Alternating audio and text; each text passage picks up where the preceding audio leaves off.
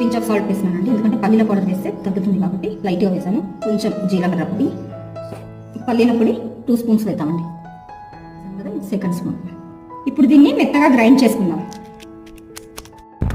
కొంచెం ఆవాల పొడి వేసినానండి. నేను ఈ పౌడర్స్ అన్నీ ఎప్పుడు అవైలబుల్గా ఉంచుకుంటానండి. చక్కగా దంచుకుందాం.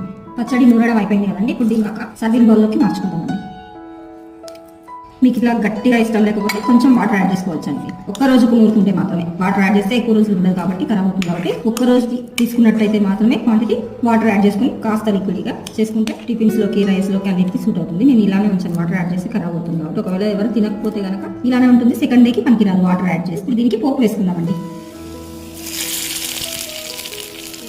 ఇప్పుడు దీన్ని ఫ్రెష్గా వేడివేడి అన్నంలోకి నెయ్యితో కలుపుకుని తింటే చాలా టేస్టీగా ఉంటుందండి. మీరు ఖచ్చితంగా ఇంట్లో ట్రై చేసి చూడండి.